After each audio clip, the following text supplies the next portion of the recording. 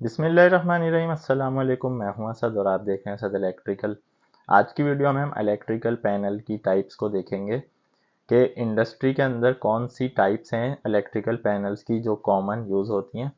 Electrical से ताल्लुक़ रखने वाले हर शख्स को इनके बारे में पता होना चाहिए। इंटरव्यूज़ में इस तरह के क्वेश्चंस होते हैं या आप जब प्रैक्टिकली काम करने जाते हैं तो आपको पता होना चाहिए कि इलेक्ट्रिकल पैनल की कौन सी कॉमन टाइप्स हैं। तो सबसे पहले अगर हम बात करें तो एच टी पैनल होता है। एच टी का मतलब होता है हाई टेंशन। तो एच टी और एल टी में क्या डिफरेंस है इस पर मैं पहले भी बता चुका हूँ कि ये पुरानी टर्म्स हैं जो वोल्टेज के लिए यूज़ होती थी टेंशन की। यानी एच टी का मतलब होता था हाई टेंशन यानी हाई वोल्टेज और एल टी का मतलब होता था लो टेंशन यानी लो वोल्टेज। लेकिन आगे चलकर फिर वोल्टेज की कैटेगरीज डिफाइन हो गई L V, M V, H V, E H V इस तरह से। लेकिन एल टी और एच टी का वर्ड आज भी इंडस्ट्री में कॉमनली यूज़ होता है। तो जहाँ पर भी एच टी की बात आएगी हाई टेंशन की, वहाँ पर मतलब ये होता है कि 11 केवी होंगे या 33 केवी होंगे या 66 केवी होंगे। यानी कि जो ट्रांसमिशन लाइन से हमारे एच टी पैनल तक आ रहे हैं वो वोल्टेज, अब वो 11 केवी भी हो सकते हैं, 33 केवी भी हो सकते हैं, कॉमन जो इंडस्ट्री में आते हैं। बेसिकली ये एम वी है यानी मीडियम वोल्टेज है, लेकिन इसको हम एच टी कहते हैं क्योंकि यहाँ पर दो टर्म्स यूज़ हो रही हैं एच टी और एल टी। तो एच टी वो है जो इनकमिंग है और एल टी वो है जो ट्रांसफार्मर से स्टेप डाउन होकर आगे जाती है। तो एच टी पैनल में जो मेन कंपोनेंट होगा वो क्या होगा, वो वीसीबी होगा यानी वैक्यूम सर्किट ब्रेकर। चूँकि लो वोल्टेज में हम दूसरे ब्रेकर्स यूज़ करते हैं, जबकि एम वी और एच वी इस तरह से हाई वोल्टेज में हम फिर ब्रेकर्स की टाइप्स डिफरेंट यूज़ करते हैं। तो मीडियम वोल्टेज में यानी कि एच टी लाइन्स में जो कॉमन यूज़ होने वाला ब्रेकर है वो है वीसीबी यानी वैक्यूम सर्किट ब्रेकर। तो किसी भी एचटी पैनल का जो मेन कंपोनेंट है वो वीसीबी है। अब उसके साथ उसकी कुछ एसेसरीज हैं, यहाँ पर प्रोटेक्शन रिलेज होती हैं। तो एचटी पैनल के जो दूसरे कंपोनेंट्स हैं उनमें कुछ प्रोटेक्शन रिलेज हैं, जैसे अर्थ fault protection relay, over current protection relay. इसी तरह कुछ मीटरिंग है वोल्टेज वगैरह की, कि वहाँ पर इनकमिंग में कितने वोल्टेज आ रहे हैं वो हमें स्टेप डाउन होकर मीटर्स पे दिखाई दे रहे होते हैं। फिर कुछ इंडिकेशन लैंप्स होते हैं। तो ये कुछ कंपोनेंट्स होते हैं एचटी पैनल के। लेकिन आपको मेन कंपोनेंट याद रखना है, हर पैनल का एक मेन कंपोनेंट है। जैसे कि एचटी पैनल का जो मेन कंपोनेंट है वो वीसीबी है। अब हम आ जाते हैं एलटी पैनल के ऊपर। तो एलटी पैनल जैसा कि लो टेंशन पैनल है ये, यानी कि जो हमारी ट्रांसमिशन लाइंस आई वो एचटी पैनल में आ गई वीसीबी में, वीसीबी के बाद वो ट्रांसफार्मर में गई, ट्रांसफार्मर से स्टेप डाउन हुई, अब वो एलटी में कन्वर्ट हो चुके हैं। अब वो एलटी यानी लो वोल्टेज जो है वो हमारे एलटी पैनल में आ रहे हैं। तो एलटी पैनल का जो मेन कंपोनेंट होगा वो एसीबी होगा या एमसीसीबी होगा, यानी कि लो वोल्टेज में यूज़ होने वाले सर्किट ब्रेकर्स। तो नॉर्मली एसीबी यूज़ किया जाता है। तो एलटी पैनल का मेन कंपोनेंट क्या है, एसीबी यानी एयर सर्किट ब्रेकर या MCCB moulded case circuit breaker. फिर उसके बाद इसमें भी प्रोटेक्शन रिलेज यूज़ होती हैं, जैसा कि over under protection relay, over under current protection relay, अर्थ फॉल्ट रिले। इसी तरह पे इसके इंडिकेटर्स होते हैं जो शो कर रहे होते हैं जो फेजेस आ रहे हैं, इनकमिंग आउटगोइंग। फिर इसमें मीटर्स होते हैं जो वोल्टेज, एम्पेयर, फ्रीक्वेंसी, ये सारी चीज़ें हमें मॉनिटरिंग के लिए दिखा रहे होते हैं। फिर इलेक्ट्रिकल पैनल की तीसरी टाइप है डीबी, जिसको हम डिस्ट्रीब्यूशन बोर्ड कहते हैं। डीबी के डिफरेंट नाम हो सकते हैं, एमडीबी भी इसको कहा जाता है यानी मेंस डिस्ट्रीब्यूशन बोर्ड, पीडीबी भी कहा जा सकता है पावर डिस्ट्रीब्यूशन बोर्ड। तो बेसिकली डीबी का क्या मतलब है कि जहाँ से हमारी सप्लाई डिस्ट्रीब्यूट होगी सब जगह।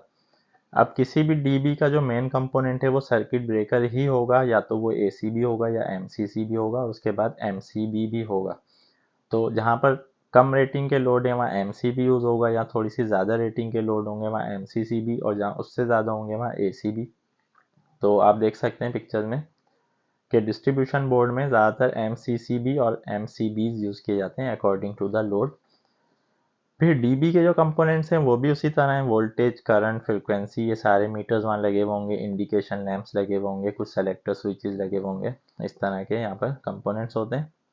उसके बाद चौथी टाइप आ जाती है एमसीसी। एमसीसी पैनल होता है मोटर कंट्रोल सेंटर। ये सिर्फ और सिर्फ मोटर्स से रिलेटेड है। जहाँ पर भी मोटर्स यूज़ हो रही हैं, क्योंकि इंडस्ट्री में 80% हमारी मोटर्स यूज़ होती हैं, तो मोटर्स को कंट्रोल करने के लिए एक पूरा सर्किट होता है, उसको एमसीसी कहा जाता है, मोटर कंट्रोल सेंटर या मोटर कंट्रोल सर्किट। तो यहाँ पर डॉल स्टार्टर भी हो सकता है, स्टार डेल्टा, रिवर्स फॉरवर्ड, फिर सॉफ्ट स्टार्टर, फिर VFD, ये सारी चीज़ें MCC के अंदर आती हैं। तो जितनी भी चीज़ें मोटर्स को कंट्रोल करने के लिए हैं वो सब MCC पैनल में यूज़ होंगी। फिर यहाँ पर मोटर को मिलने वाली सप्लाई वोल्टेज, मोटर कितना करंट ले रही है, मोटर के RPM कितने, वो सारी मॉनिटरिंग यहाँ पर होगी। इसी तरह यहाँ पर इंडिकेटर्स होंगे मोटर स्टार्ट स्टॉप के, और सारे वोल्टेज वगैरह की मीटरिंग यहाँ पर होगी। फिर पांचवी टाइप आ जाती है इलेक्ट्रिकल पैनल की, वो है PFI यानी कि पावर फैक्टर इम्प्रूवमेंट पैनल। इसका दूसरा नाम है APFC, automatic power factor controller. तो किसी भी PFI यानी पावर फैक्टर इम्प्रूवमेंट पैनल में जो मेन कंपोनेंट है वो क्या है, वो कैपेसिटर्स हैं। यानी कि पावर फैक्टर को इम्प्रूव करने के लिए हम कैपेसिटर्स का इस्तेमाल करते हैं। तो किसी भी PFI पैनल का मेन कंपोनेंट क्या होगा, कैपेसिटर होगा। अकॉर्डिंग टू द रेटिंग, जितनी भी उसकी कैपेसिटी है उस पैनल की, उसके हिसाब से kVAR में उनकी कैपेसिटी होती है। अच्छा, दूसरा मेन कंपोनेंट कॉन्टेक्टर्स होते हैं। कॉन्टेक्टर्स के ज़रिए से हम कैपेसिटर्स को ऑन करते हैं कि कितने कैपेसिटर्स हमें यूज़ करने हैं किस टाइम में। और कॉन्टेक्टर्स के साथ ही बस बार्स होती हैं जो कि कनेक्ट हुई हुई होती हैं हमारे कॉन्टेक्टर्स के इनकमिंग साइड पर, और आउटगोइंग साइड पर कैपेसिटर्स कनेक्ट हुए हुए होते हैं। फिर इनकी मॉनिटरिंग होती है। फिर यहाँ पर कुछ पावर फैक्टर करेक्शन रिलेज होती हैं। ये दूसरी चीज़ें एसेसरीज में यूज़ होती हैं। फिर छठी और सातवीं टाइप जो है इलेक्ट्रिकल पैनल की, वो है AMF और ATS पैनल। अच्छा, AMF और ATS बहुत सी जगह कॉमन पैनल ही यूज़ होता है, उसमें ये दोनों ऑप्शन होते हैं। बहुत सी जगह अलग अलग यूज़ होते हैं। AMF का मतलब है ऑटोमेटिक मेंस फेलियर, और ATS का मतलब है automatic transfer switch. Automatic mains failure का क्या मतलब है कि ये जनरेटर्स के साथ यूज़ किया जाता है कि जहाँ पर भी जनरेटर हमारा ऑटो मोड पर होगा, यानी मेन सप्लाई फेल होने की सूरत में जनरेटर ऑटोमेटिक स्टार्ट होना चाहिए, और मेन सप्लाई रिस्टोर होने की सूरत में जनरेटर हमारा ऑटोमेटिकली स्टॉप होना चाहिए। तो इस सारे सर्किट को जो कंट्रोल कर रही है चीज़, उसको AMF पैनल कहा जाता है। ये AMF पैनल रिलेज टाइमर्स का मजमुआ भी हो सकता है, जो कि पहले यूज़ होता था, अब भी यूज़ होता है। और ये किसी PCB की शक्ल में भी हो सकता है, यानी सारा जो कंट्रोल है वो अब किसी कार्ड में, किसी PCB में आ जाता है। तो AMF तो ये है।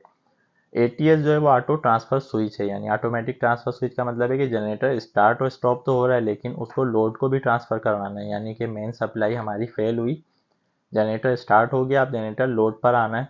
तो इसको लोड पे लाने के लिए ऑटोमेटिक ट्रांसफर स्विच यानी ATS पैनल का यूज़ किया जाता है। तो किसी भी ATS पैनल के जो मेन कंपोनेंट्स हैं वो कॉन्टेक्टर्स होंगे। कम से कम भी दो कॉन्टेक्टर होंगे, एक मेन सप्लाई के लिए, एक जनरेटर सप्लाई के लिए, या इसकी जगह सर्किट ब्रेकर यूज़ होंगे एज अ कॉन्टेक्टर। उन सर्किट ब्रेकर्स को हम रिमोटली कंट्रोल करवा सकें, ऑन ऑफ करवा सकें, मोटराइज कंट्रोल और स्प्रिंग चार्ज वगैरह के ज़रिए। तो यहाँ पर इंटरलॉकिंग होती है कि एक वक्त में एक ही ब्रेकर या कॉन्टेक्टर एनर्जाइज होना चाहिए, और दूसरे एंड पर लोड कनेक्ट होता है। तो या तो मेन से सप्लाई आ रही है या जनरेटर से, वो दोनों लोड के साथ कनेक्ट होंगी दूसरे एंड पर। तो ATS के जो मेन कंपोनेंट है वो कॉन्टेक्टर्स या ब्रेकर्स हैं। और इसी तरह AMF का जो मेन कंपोनेंट है वो मॉड्यूल है जो इंजन को, जनरेटर को स्टार्ट स्टॉप करवाता है, या वो रिलेज और टाइमर्स के ज़रिए से होता है।